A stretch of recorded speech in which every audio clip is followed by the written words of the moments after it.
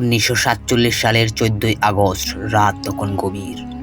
পুরো উপমহাদেশ জুড়েই স্বাধীনতার প্রস্তুতি চলছে, কিন্তু এই আনন্দের মাঝে অনেক মানুষের মনে জমে আছে ভয়, অনিশ্চয়তার কান্না। কারণ একদিকে ব্রিটিশ শাসনের অবসান, অন্যদিকে একটি বড় বিভাজনের সূচনা। ব্রিটিশরা প্রায় 200 বছর এই অঞ্চল শাসন করেছে, তাই হঠাৎ করে তাদের চলে যাওয়ার বিষয়টা অনেকের কাছে অবিশ্বাস্য মনে হচ্ছিল। কিন্তু প্রশ্ন হচ্ছে, তারা কেন চলে গেল? কি এমন পরিস্থিতি তৈরি হয়েছিল যে তারা চলে যেতে বাধ্য হলো? এই প্রশ্নের উত্তর খুঁজতে হলে আমাদের ইতিহাসের শুরুতেই ফিরে যেতে হবে। 1600 সালে ব্রিটিশ ইস্ট ইন্ডিয়া কোম্পানি এই অঞ্চলে আসেন মূলত ব্যবসার উদ্দেশ্যে। তারা মশলা ও অন্যান্য পণ্যের বাণিজ্য করতে শুরু করেছিল, কিন্তু ধীরে ধীরে তারা বুঝতে পারল শুধু ব্যবসা করে নয়, ক্ষমতা দখল করেই তারা বেশি লাভবান হতে পারবে। এরপর তারা স্থায়ী রাজনীতি ও দ্বন্দ্বকে কাজে লাগাতে শুরু করেন। এই প্রক্রিয়ায় একটি বড় মোড় আসে 1757 সালে পলাশির যুদ্ধে। নবাব সিরাজউদ্দৌলার সঙ্গে ব্রিটিশের এই যুদ্ধের মির্জাফরের বিশ্বাসঘাতকতার বড় ভূমিকা রাখে। এর ফলে নবাব পরাজিত হন এবং ব্রিটিশদের জন্য ভারত শাসনের পথ খুলে যায়। এরপর ধীরে ধীরে ব্রিটিশরা বিভিন্ন অঞ্চলের নিয়ন্ত্রণ নিয়ে আসে। তাদের সবচেয়ে কার্যক্রম কৌশল হলো ডিভাইড অ্যান্ড রুল, অর্থাৎ মানুষকে বিভক্ত করে শাসন করা। ধর্ম, ভাষা ও সামাজিক পার্থক্যের ব্যবহার করে তারা নিজেদের অবস্থান শক্তিশালী করে। একই সাথে শুরু হলো অর্থনৈতিক শোষণ। ভারত থেকে কাঁচামাল কম দামে নিয়ে ইংল্যান্ডে প্রক্রিয়াজাত করা হতো, আর সেই পণ্যই আবার বেশি দামে এখানে বিক্রি করা হতো। এর ফলে এই অঞ্চল অর্থনৈতিকভাবে দুর্বল হয়ে পড়ে এবং দরিদ্রতা ক্রমেই বাড়তে থাকে। শুধু অর্থনৈতিক নয়, রাজনৈতিকভাবেও মানুষকে দমন করাই হয়েছিল ব্রিটিশদের কাজ।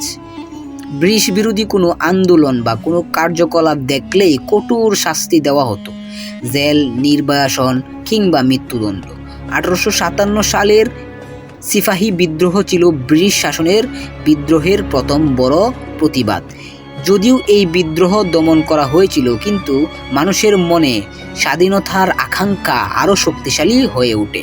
এরপর 1919 সালে জালিয়ানওয়ালাবাগ হত্যাকাণ্ড পুরো উপমহাদেশকে নাড়িয়ে দেয়। শান্তিপূর্ণ সমাবেশে নির্বিচারে গুলি চালিয়ে বহু মানুষকে হত্যা করা হয়।